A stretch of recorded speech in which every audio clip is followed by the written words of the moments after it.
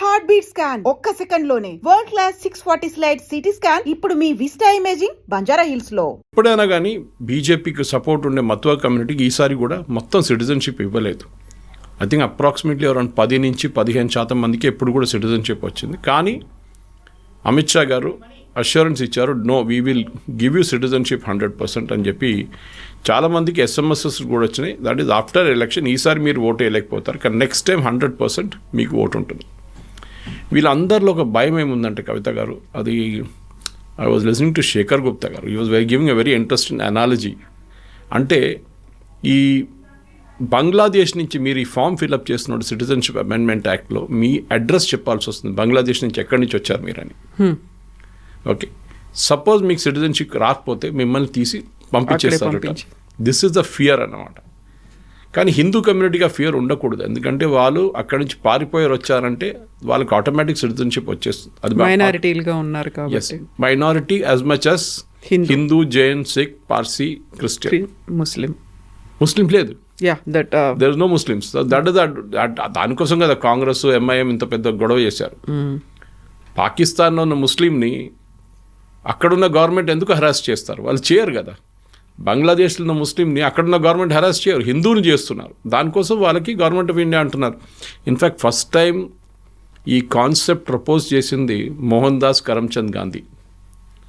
ఆయన ఇండిపెండెన్స్ టైంలో ఒక అష్యూరెన్స్ ఇచ్చారు దాట్ హిందువులు ఎక్కడికి వెళ్తారు, పాకిస్తాన్లో ఉన్న హిందువులు, ఈస్ట్ పాకిస్తాన్లో ఉన్న హిందువులు, ఆఫ్ఘనిస్తాన్లో హిందువులు ఎక్కడికి వెళ్తారు? వాళ్ళు మన దేశంకి వస్తారు కదా, ఇంకెక్కడ వెళ్తారు? వాళ్ళు యూరోప్కి వెళ్ళలేరు, సౌదీ అరేబియాకి వెళ్ళలేరు, వాళ్ళు అమెరికాకి వెళ్ళలేరు. వాళ్ళు రావాలంటే భారతదేశానికి రావాలి. So we should always be prepare to receive them అని చెప్పిన మనిషి మోహన్ దాస్ కరమ్చంద్ గాంధీ. కానీ దాని తర్వాత ఇప్పుడు ఈ సిఏ గొడవలోనే మత్వా కమ్యూనిటీ వాళ్ళు చాలా మటుకు స్ప్లిట్ అయిపోయారు. కొంతమంది టీఎంసీకి వెళ్ళి ఓటేస్తారు లాస్ట్ టైం. కానీ ఈసారి ఏం జరుగుతుందో మనకు తెలియదు. ఇన్ఫ్యాక్ట్ చాలా మటుకు డిలీషన్ మటో కమ్యూనిటీ వైపు నుంచి కూడా జరిగింది హిందువుల్లో. So it's not just Muslim minority క్యాండిడేట్స్ని డిలీట్ చేశారు, ఈవెన్ హిందూ క్యాండిడేట్స్ కూడా డిలీట్ చేశారు. ఇప్పుడు ఈ టీఎంసీ వాళ్ళకి ప్రాబ్లం ఏంటంటే ఈ మైనారిటీ కాన్స్టిట్యున్సీలో డిలీషన్స్ తర్వాత మీరు చెప్పినట్టు 93-94% ఓటు పడ్డది. అక్కడ కూడా అందరు వచ్చి ఓటు వేస్తారా, లేకుంటే హిందువులు అక్కడ కొంచెం ఏం చెప్తారు, ఒక డివిజన్ ఆఫ్ ఓట్స్ జరిగింది. ఓకే, దట్ ఈస్ హిందువులు సపరేట్, ముస్లిమ్స్ సపరేట్ అని చెప్పి ఒక కాన్సెప్ట్ అక్కడ వచ్చేసింది. దాంతోపాటు అక్కడ కూడా ఓట్లు పడ్డదా లేదా అని ఈసారి చూసుకోవాలన్నమాట. అది ఉంటే, ఎందుకంటే ఇదంతా it requires real scientific calculation. Exactly. And on the ground Mamata Banerjee is a fighter, దాంట్లో డౌట్ లేదు. ఆమె మీరు 2001 నుంచి కూడా చూడండి, ఆమె యాటిట్యూడ్ అది ఉంటుంది. గ్రౌండ్ లెవెల్లో దిగి ఆమె ఫైట్ చేస్తుంది. కానీ ఆమె వ్యతిరేకంగా లాస్ట్ 3 టర్మ్స్ ఆమె సర్వ్ చేసింది, 15 సంవత్సరాల నుంచి పరిపాలిస్తుంది. సో ఆమె వ్యతిరేకత చాలా ఉంది. ఆమె ఆర్జీ కార్ కేసు కానివ్వండి, సందేశ్ ఖాళీ కానివ్వండి, ఇట్లాంటి చాలా మటుకు నెగటివ్ ఒకటి ఉంది. ఆర్జీ కార్లో మెడికల్ కాలేజ్ స్టూడెంట్ వాళ్ళ అమ్మ పోటీ చేస్తున్నారు బీజేపీ టికెట్ మీద. సో అట్లాంటి law and order Mamata Banerjee వ్యతిరేకంగా చాలా పెద్ద. కానీ మమతా బెనర్జీ అక్కడ చేస్తున్న వెల్ఫేర్ స్కీమ్స్ మహిళలకి స్పెషలీ అది చాలా మటుకు పనిచేస్తుంది. అది మీరు ప్రతి స్టేట్లో చూస్తున్నారు. నితీష్ కుమార్ గారు బీహార్లో ఇంప్లిమెంట్ చేసినప్పుడు, దేవేందర్ ఫడ్నవీస్ గారు మహారాష్ట్రలో ఇంప్లిమెంట్ చేసినప్పుడు, హర్యానాలో బీజేపీ ఇంప్లిమెంట్ చేసినప్పుడు, ఇది కరెక్ట్ ఎలక్షన్ టైంకి చేశారు, పనికి వచ్చింది. మమతా బెనర్జీ అట్లా కాదు. మమతా బెనర్జీ ఒక 10 సంవత్సరాలు చేసుకుంటూ వస్తుంది. ఇది మనం ఏం చూడాలంటే ఎప్పుడు అడ్వాంటేజ్ ఏంటంటే కవిత గారు, ఒక రూలింగ్ పార్టీకి ఎప్పుడు అడ్వాంటేజ్ ఉంటుంది, వాళ్ళు వేసే డబ్బులు డైరెక్ట్ అకౌంట్లో పడుతుంది. ఇప్పుడు ఫర్ ఎగ్జాంపుల్ మమతా బెనర్జీ 1500 ఇస్తున్నారు ప్రతి మహిళకి, no matter which community. SC ST వాళ్ళకి 200 ఎక్కువ, 1700 ప్రతి నెల. కానీ బీజేపీ ఏమంటారు, మేము 3000 ఇస్తా అంటున్నారు. కానీ దాని ఇంపాక్ట్ ఉండదు, ఎందుకంటే ఆ 3000 అకౌంట్లో పడాలి కదా. వీళ్ళ 1700 లేకుంటే 1500 ప్రతి నెల పడుతుంది అకౌంట్లో. That is why Maharashtra election మీకు గుర్తుంటుంది, పోస్ట్పోన్ చేశారు. అది చాలా పెద్ద కాన్స్పిరసీ అని చెప్పి కాంగ్రెస్ వాళ్ళు గొడవ కూడా చేశారు. ఆ గ్యాప్లో ఈ స్కీమ్ ఇంట్రడ్యూస్ చేశారు దేవేందర్ ఫడ్నవీస్ గారు, షిండే కలిసి, మహిళలకి ఒక ఫిక్స్డ్ అమౌంట్ పర్ మంత్ ఇవ్వాలని. అది శివరాజ్ సింగ్ చౌహాన్ లడ్కీ బ్యాన్ అక్కడ ఒక స్కీమ్ మధ్యప్రదేశ్లో కూడా లాంచ్ చేశారు. సో ఇట్లాంటి స్కీమ్స్, మహిళలకు ఉన్న స్కీమ్స్ చాలా మట్టుకు పనిచేస్తుంది మమతా బెనర్జీలో. I think that the major crucial bank, ఒక ముస్లిం ఓట్ బ్యాంక్ తర్వాత మహిళల ఓట్ బ్యాంక్ మమతా బెనర్జీకి చాలా పెద్ద ఒక అడ్వాంటేజ్గా ఉంటుంది. అండ్ తమిళనాడులో కూడా 93% పోల్ పర్సంటేజ్ టర్న్అవుట్ అయింది అనుకున్నప్పుడు అక్కడ కీలకంగా ఉన్నటువంటి ఫ్యాక్టర్స్ ఏంటి? మేనిఫెస్టో లాస్ట్ మినిట్లో కూడా మేనిఫెస్టో యాడ్ చేశారు, హామీలు అనేవి ఇస్తూ వచ్చారు. And crucial factor TVK Vijay ఏం చేయబోతున్నాడు, ఎటువైపు ఉన్నారు, నిజంగా నమ్మారా లేదా అనేది. ఒక డ్రెస్ కోడ్ కూడా పెట్టుకున్నారు అనేది విపరీతంగా సోషల్ మీడియాలో వైరల్ అయింది. ఆయనకు సపోర్ట్గా ఫిల్మ్ ఇండస్ట్రీ ఉందా లేదా అనేది చూపించడానికి. తమిళనాడులో మనం చూసాం లాస్ట్ టైం 4.6 కోట్ల ఓట్లు పడితే ఈసారి 4.9 కోట్ల ఓట్లు పడ్డాయి. So natural it is higher. తమిళనాడులో కూడా ఆల్మోస్ట్ 75 లక్షల మందిని తీసేశారు ఓటర్ రోల్స్ నుంచి. కానీ అక్కడ పెద్ద గొడవ ఏం జరగలేదు. అన్లైక్ వెస్ట్ బెంగాల్, సుప్రీంకోర్టుకి వెళ్ళడం, అక్కడ కేసులు పెట్టడం, దాని తర్వాత దాన్ని అప్పీల్ పెట్టడం, దాన్ని మళ్ళీ జడ్జిలు పంపించడం, వాళ్ళు చెక్ చేశారు, మళ్ళీ ఇప్పుడు అప్పీలేట్ ట్రిబ్యునల్ పెట్టు. తమిళనాడులో, కేరళలో ఎక్కడ ఈ ప్రాబ్లం లేకుండే. అస్సాంలో ఆఫ్కోర్స్ స్పెషల్ ఇంటెన్సివ్ రివిజన్ జరగలేదు, అస్సాంలో స్పెషల్ రివిజన్ జరిగింది. ఎందుకంటే అక్కడ ఎన్ఆర్సీ నడుస్తుంది already, national register for citizens, already supreme court సూపర్విజన్లో. సో తమిళనాడులో ఈ తీసేసిన 70 లక్షల మంది, ఈవెన్ డిఎంకే, ఏఐడిఎంకే అందరు అగ్రీ చేస్తారు that it is genuine.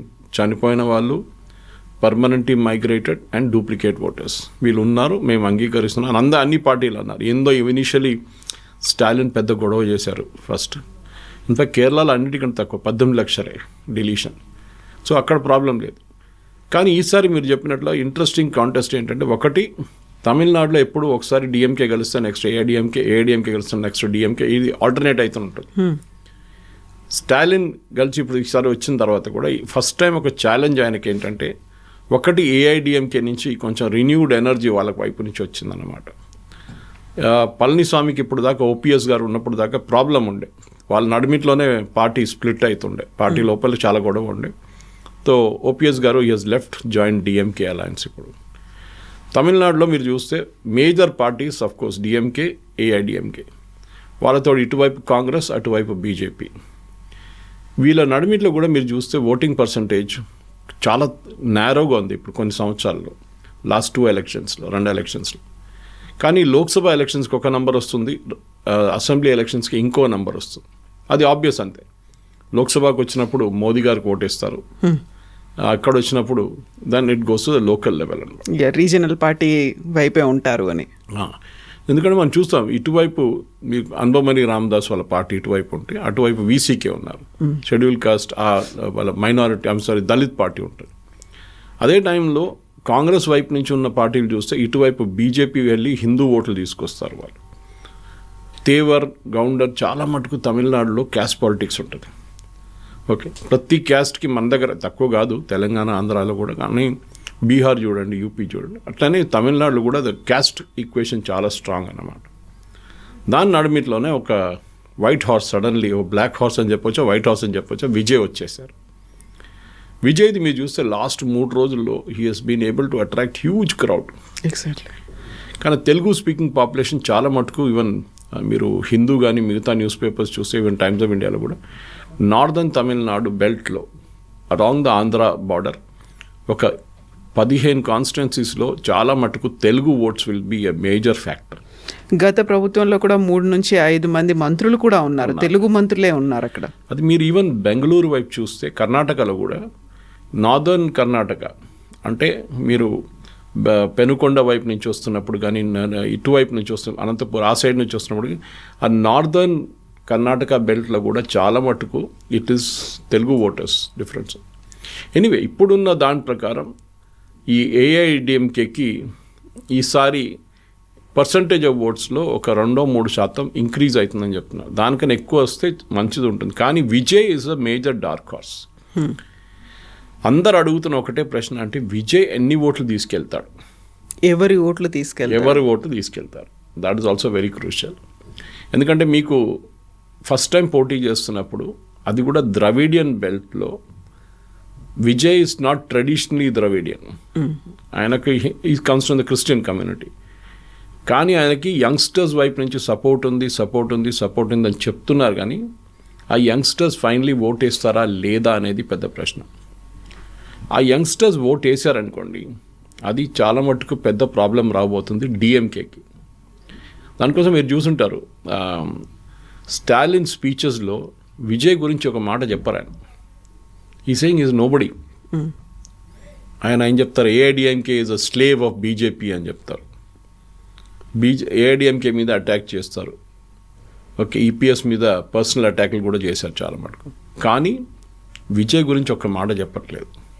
So obviously ఆయనకి విజయ్ గురించి మాట్లాడితే మన న్యాచురల్ యంగ్ ఓటర్స్ ఉంటారు చూడండి, డిఎంకేది ఫస్ట్ టైం ఓటర్స్, వాళ్ళు షిఫ్ట్ అయిపోతారు వ్యతిరేకంగా మాట్లాడితే.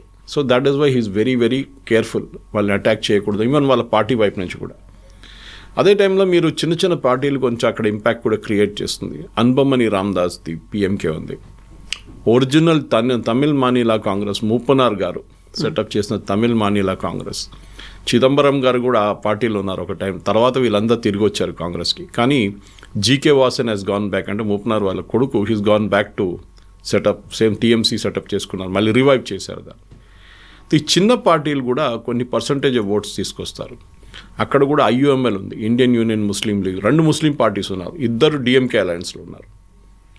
తో ఇటువైపు చూస్తే అండ్ న్యాచురల్లీ నిన్న వచ్చిన న్యూస్లో చాలా మటుకు క్లారిటీ వచ్చేసింది. అన్నామలై గారు రాజ్యసభకి వెళ్ళిపోతున్నారు.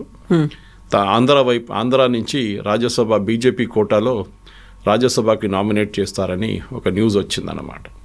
పాసిబ్లీ నిర్మలా సీతారామన్ తర్వాత ఒక నెక్స్ట్ రాజ్యసభ క్యాండిడేట్గా రాబోతున్నారు. కానీ ఆయన ప్రెజెన్స్ చాలా మటుకు తమిళనాడులో ఫ్యాక్టర్గా ఉండిపోయింది. నేను చాలామంది మన దగ్గర తెలంగాణ నుంచి వెళ్ళిన కొన్ని బీజేపీ లీడర్స్తో మాట్లాడాను. వాళ్ళు అంటున్నారు అక్కడ ఎక్కడ వెళ్ళినా కానీ అన్నామలై గురించి అంటున్నారు, బీజేపీలో ఒక లీడర్ కూడా లేరు, అట్లాంటి అన్నామలై లాంటి క్యారెక్టర్ కరిష్మా ఉన్న లీడర్ లేరు. అది న్యాచురల్, అది ఎందుకంటే ఈపీఎస్కి భయం ఉంది, ఏదో ఒక రోజు అన్నామలై ఆయన్ని ఓవర్ షాడో చేసేస్తారని. దానికోసం చాలా క్లియర్గా బీజేపీ లీడర్స్ సార్ చెప్పారు, అన్నామలైని పార్టీ నుంచి పక్కన పెట్టండి, అప్పుడే మేము పొత్తు పెట్టుకుంటామని. మేబీ నేను అనుకుంటా అదొక తప్పు లాంగ్ టర్మ్లో చూస్తే. షార్ట్ టర్మ్లో ఎస్ బీజేపీకి బెనిఫిట్ వస్తుంది, 3-5 సీట్లు రావచ్చు బీజేపీకి, అంతే, దానికన్నా ఎక్కువ రాదు. కానీ తమిళనాడులో ఒక మార్పు వస్తుందా అంటే విజయ్ మీద ఉంటుంది. విజయ్ 12-14% ఓట్లు తీసుకెళ్తే డెఫినెట్గా they will be a change. ఒక కింగ్ మేకర్ అవుతాడా విజయ్? గెలవాడు, సీట్లు రావని ఐ డోంట్ థింక్ ఈవెన్ 3-4 సీట్లు కూడా గెలవలేరు అక్కడ. పెరంబూర్లో నిన్న ఓటింగ్ పర్సంటేజ్ చాలా బాగుందన్నారు, one of the seats that is contesting. కానీ మేబీ ఆయన గెలుస్తారు ఒక్కరు. కానీ పార్టీ వైపు నుంచి మీకు కింగ్ మేకర్ కావాలంటే మీకు మిగతా పార్టీల నుంచి, for example AIADMK DMK alliance నడిమిట్లో ఒక 15 సీట్ల గ్యాప్ ఉందనుకోండి, ఇద్దరికి మెజారిటీ రాలేదు. ఆ 15 సీట్లు విజయ్ పార్టీ టీవీకి తీసుకెళ్ళినప్పుడు then he can become a king maker. He can insist అలయన్స్లో నేనే మేజర్ పార్ట్నర్, నాకు డిప్యూటీ సీఎం ఇవ్వండి, ఏదని చెప్పొచ్చు అప్పుడు. కానీ మీకు 2-3 సీట్లు వస్తే మిమ్మల్ని ఎవరు పట్టించుకోరు. అందులో విజయ్ కూడా 2 ప్లేసుల నుంచి కంటెస్ట్ చేస్తున్నాడు కాబట్టి ఎక్కడి నుంచి గెలుస్తాడు అనేది కూడా దట్ ఈస్. ఎప్పుడైనా తమిళనాడులో అదొక స్టైల్. మీరు కొత్త లీడర్స్ ఎప్పుడైనా వచ్చినప్పుడు they will always contest from 2 places. అది ఎప్పుడు చేస్తారు వీళ్ళు. కానీ స్టాలిన్ ఒక అడ్వాంటేజ్ స్టాలిన్ ఏంటంటే, మీరు చెప్పారు చూడండి ఫ్రీబీస్ గురించి. ఈ ఫ్రీబీ కల్చర్ తమిళనాడు పాలిటిక్స్లో ఒక జయలలిత టైం నుంచి ఉందన్నమాట. ఆమె మిక్సీలు, తర్వాత గ్రైండర్లు, తర్వాత టెలివిజన్ సెట్లు అన్నీ ఇచ్చుకుంటూ పోయింది ఆమె. రిఫ్రిజిరేటర్లు కూడా ఇప్పుడు వచ్చాయి. ఈసారి స్టాలిన్ వాళ్ళ పార్టీ 8,000 రూపాయల కూపన్ ఇస్తున్నారు గెలిస్తే. ఆ కూపన్ మీరు పక్కన ఉన్న షాప్కి తీసుకెళ్ళి మీరు దాన్ని ఎక్స్చేంజ్ చేసుకోవచ్చు, ఏదైనా కొనుక్కోవచ్చు. కానీ it is prone to corruption. ఎందుకంటే ఏమవుతుందంటే వీళ్ళు ఆ కూపన్ తీసుకొని ఆ షాప్ ఓనర్తో ఏమో డీల్ చేసుకుంటే ఏం కొనకుండా కూడా వాళ్ళకి డబ్బులు వచ్చేస్తారు. షాప్ కీపర్ ఒక 2,000 రూపాయలు 1,500 పెట్టుకుంటారు. ఇది జరగవచ్చు, పాసిబుల్ ఉంది. కానీ తమిళనాడులో ఫ్రీబీస్ లేకుండా నడవదు, అది చాలా క్లియర్గా ఉంది. At the same time Dravidian politics అక్కడ చాలా మటుకు డామినేట్ చేస్తుంది. మీకు తెలిసింది, మనందరూ తెలిసిందే, స్టాలిన్ కూడా north Indian versus south Indian అని చెప్పి ఆ క్యాంపెయిన్ నడిపించారు. కరెక్ట్ టైంకి ఆయనకి ఉమెన్ రిజర్వేషన్ బిల్ వచ్చింది, దాంతోపాటు ఆ డీలిమిటేషన్ రాబోతుంది, తమిళనాడులో ఉన్న సీట్లు తగ్గిపోతుంది, నార్త్ ఇండియా యూపీ బీహార్లో సీట్లు పెరుగుతుందని చెప్పి బ్లాక్ షర్ట్ వేసుకొని ప్రొటెస్ట్ చేశారు, మీరు చూశారు. దీన్ని బ్లాక్ బిల్ అని కూడా అన్నారు ఆయన. సో అదొక టైం, కానీ అది ఫైనల్ ఎలక్షన్లో ఇంపాక్ట్ అవుతుందంటే అంత పెద్ద ఇంపాక్ట్ ఉండదు, ఎందుకంటే కరెక్ట్ టైంగా బిల్లు కూడా లోక్సభలో పాస్ కాలేదు. కానీ point is not that. Point ఏంటంటే తమిళనాడులో మీరు గెలవాలంటే మీరు యాంటీ హిందీ యాటిట్యూడ్ తీసుకోవాలి కంపల్సరీ. అది అన్నాదొరై టైం నుంచి ఉంది. అది ఆ 60s 70s anti Hindi agitation, అప్పుడు కాంగ్రెసే ఉండే సెంట్రల్ గవర్నమెంట్లో, కాంగ్రెస్ వ్యతిరేకత ఉండే అజిటేషన్. ఒక టైంలో బీజేపీ డిఎంకేలు ఉన్నారు అలయన్స్తో పొత్తుతో, ఇది గుర్తుంటుంది. సో అట్లాంటి పరిస్థితుల్లో ఇప్పుడు ఈ యాంటీ హిందీ యాటిట్యూడ్ తీసుకొచ్చి మీరు బీహార్ నుంచి యూపీ నుంచి వాళ్ళ లీడర్స్ని తీసుకొచ్చి తమిళనాడుకు తీసుకొస్తున్నారు. తమిళనాడులో లీడర్ లేరు ఆ బీజేపీకి అని చెప్పి చాలా మంది. కానీ మోదీ గారి ర్యాలీస్ చూస్తే మీరు చాలా బాగా ద రెస్పాన్స్ వాస్ ట్రెమెండస్, లేదని చెప్పలేము మనం. సరే ఆ క్రౌడ్ అగైన్ ఫైనలీ ఓట్లో ట్రాన్స్లేట్ అవుతారా లేదా, that is a different question again.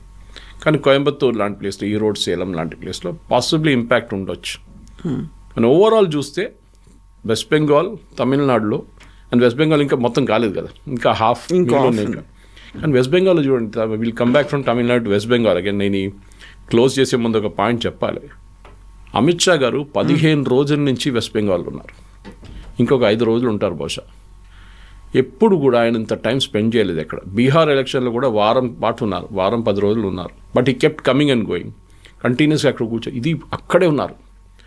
అంటే వెస్ట్ బెంగాల్ని బీజేపీ ఒక అల్టిమేట్ ఫ్రాంటియర్గా చూస్తున్నారు. మేము అక్కడ అన్నీ కలిసేసాం, నార్త్ ఈస్ట్, ఆ తర్వాత అక్కడ కూడా యూపీ, బీహార్, జార్ఖండ్ ఒకటి నడిమిట్లో మిగిలిపోయింది, అది కూడా ఏదో రోజు పడిపోతుంది. మహారాష్ట్ర, మధ్యప్రదేశ్, ఛత్తీస్గఢ్, అస్సాం, ఒడిశా, ఫైనల్ ఫ్రాంటియర్గా మిగిలిపోయింది వెస్ట్ బెంగాల్ ఒకటి. అండ్ అక్కడ Mamata Banerjee the principal enemy. కాంగ్రెస్కి సిపిఎంకి అసలు యూనో దర్స్ నో ఛాన్స్ అని చెప్పొచ్చాడు. సో బీజేపీ ఏంటంటే ఇప్పుడైతే వాళ్ళు ప్రిన్సిపల్ ఆపోజిషన్ లీడర్గా ఉన్నారు, 77 సీట్లు వచ్చినాయి లాస్ట్ టైం. కానీ ఇంకా ఈసారి వాళ్ళు 77 నుంచి 120 దాకా తీసుకొస్తారా అది చూడాల్సింది. అదంతా ఎస్ఐఆర్ ప్రాసెస్లో ఎన్ని ఓట్స్ డిలీట్ అయింది, ఆ deletion of number of votes చాలా క్రూషియల్గా ఉండిపోతుంది.